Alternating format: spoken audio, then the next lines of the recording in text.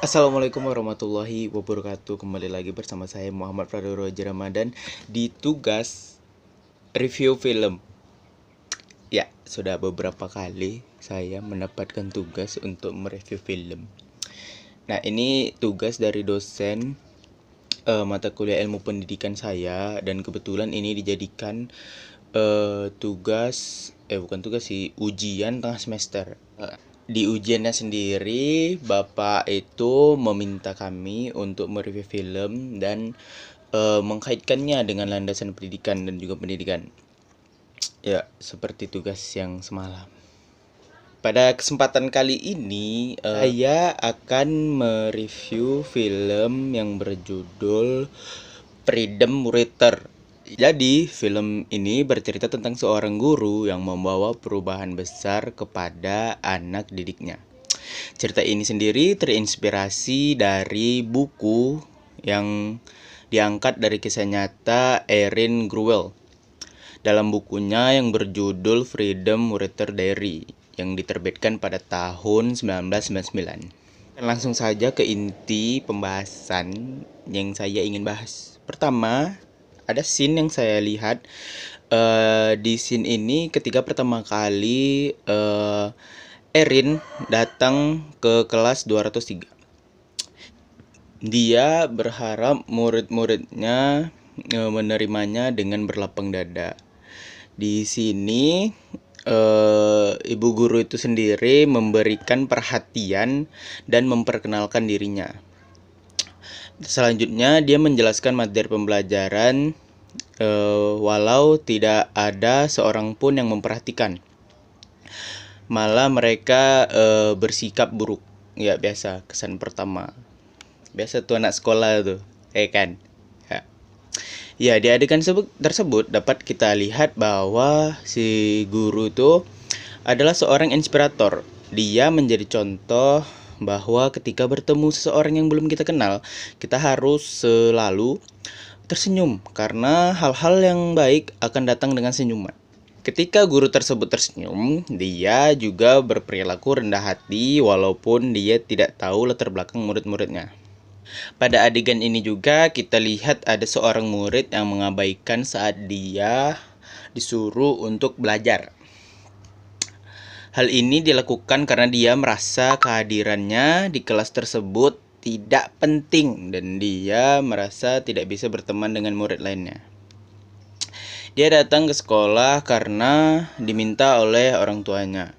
Lalu guru tersebut merasa hal itu tidak benar. Dia menjelaskan bahwa untuk mendapatkan rasa hormat, kamu juga harus menghormati orang lain. Nasihat ini diberikan kepada Eva ketika dia merasa tidak dihargai dan diabaikan waktu pertama kali masuk kelas. Guru tersebut bertindak sebagai korektor karena dia memberikan koreksi pada sikap murid yang kasar. Tidak hanya mengajarkan siswa tentang sikap dan kepribadian yang baik. Di scene selanjutnya, saya melihat guru tersebut meminta murid-muridnya untuk membahas tentang puisi. Dia juga memberikan materi tersebut kepada murid-muridnya. Di adegan ini dapat dikatakan bahwa guru tersebut adalah seorang mediator dan fasilitator.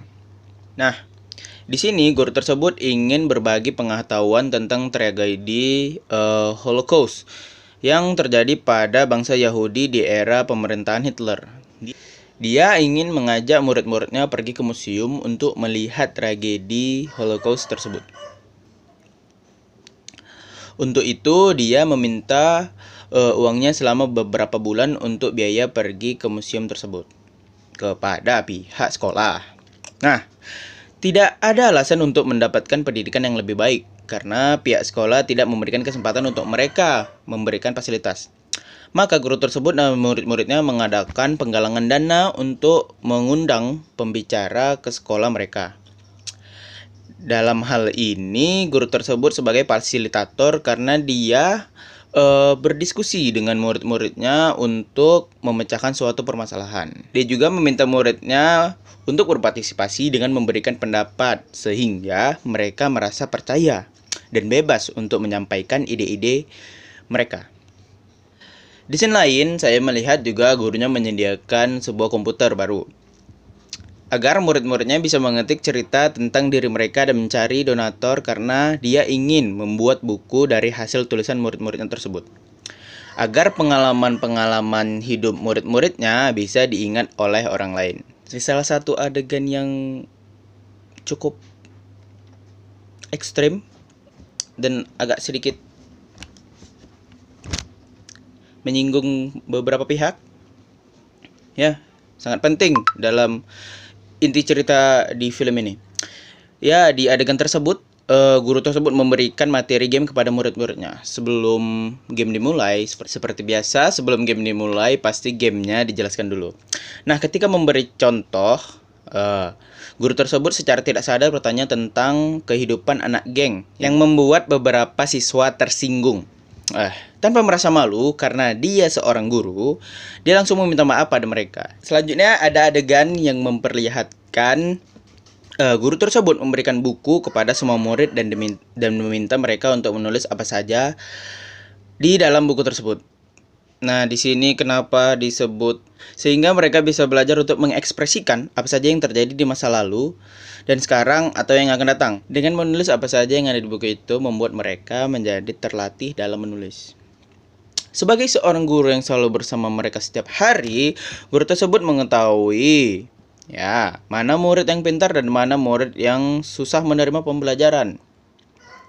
Salah satu muridnya bernama Andre. Kebetulan nilai Andre ini rendah dan guru tersebut memberi nasihat kepada Andre bahwa dia tidak akan membiarkan Andre gagal walaupun setiap hari dia harus datang ke rumahnya untuk mengajari Andre. Wow. Guru tersebut meminta Andre untuk mengulang ujian tersebut karena dia yakin bahwa murid-muridnya bisa melakukan hal yang terbaik.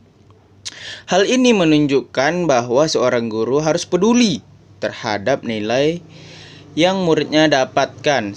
Selain tugas utama guru untuk memberikan pembelajaran, guru juga mempunyai kewajiban membimbing peserta didiknya menjadi orang yang baik. Sehingga dapat dikatakan bahwa guru ialah orang tua kedua bagi semua murid. Disebutkan landasan pendidikan sendiri ialah dasar-dasar dari pendidikan. Jadi bisa kita lihat dari film tersebut, guru tersebut yang menjadi landasan bagi murid-muridnya. Guru itu menjadi tumpuan. Guru tersebut sendiri yang menjadi landasan bagi anak-anak muridnya. Sebagai contoh dan juga sebagai pembimbing. Yang dia menjadi fasilitator, motivator, korektor, dan juga sebagainya. Dia membimbing murid-muridnya menjadi orang yang lebih baik dan tidak pernah meninggalkan muridnya walaupun tidak ada yang mendukungnya. Dia dengan sukarela menjadi orang tua kedua bagi semua murid-muridnya. Menurut saya itu adalah hal yang sangat hebat walaupun kita lihat banyak guru-guru yang hanya memberikan pembelajaran bagi muridnya ya.